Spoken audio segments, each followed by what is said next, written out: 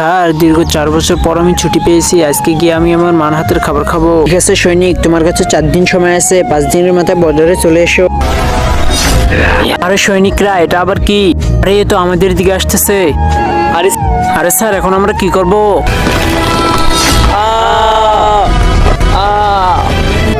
আমাকে ভাইদেরকে গিয়ে বলতে হবে। আরে ভাইজি বর্ডারের মধ্যে অনেক বড় বিপদ হয়েছে, তাড়াতাড়ি চলো। আরে কি হয়েছে ভাই? সবকিছু ঠিক আছে তো? আরে ভাই কিছুই ঠিক নাই, বর্ডারের মধ্যে অনেক বড় দানব, তাড়াতাড়ি চল। আরে কি? হ্যাঁ তাড়াতাড়ি চলো চলো। আরে ভাই কোথায়? ওই কেন করছিস সব? আজ কি চাই তোর? তোদের সব সৈনিককে শেষ করতে চাই, আর এটা থেকে আমাকে কেউ আটকাতে পারবে না। আরে ভাই একে তুমি যেভাবে হোক একটু ব্যস্ত রাখো, আমি একে মারার জন্য জাদুরগান নিয়ে আসি।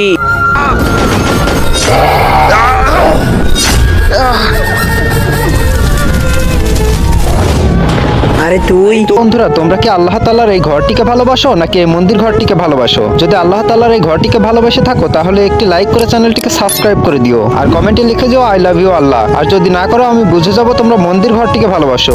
আরে হ্যাঁ, আমি মনে আছে তোর, একবার আতঙ্কবাদীর সঙ্গে যুদ্ধ করার সময় গুলি করেছিলে আমায়। আরে ভাই তুই ঠিক আছিস তো? ভুল করে গুলি লেগে গেছে। ভুল না, তুই আমাকে দেখে শুনে গুলি করেছিস। তুই আমাকে দেখে দেখে হিংসা করিস তো, তাই তুই আমাকে গুলি করেছিস। আরে বিশ্বাস কর, তুই যেখানে আমি জানতাম না আমি আতঙ্কবাদী হিসেবে গুলি করেছিলাম। এখন আর অভিনয় করে লাভ নাই। আরে হ্যাঁ, আমি এখন চলে যাচ্ছি। যতক্ষণ পর্যন্ত আমি তোর বন্ধুদেরকে শেষ করছি না ততদিন আমার আত্মা শান্তি পাবে না।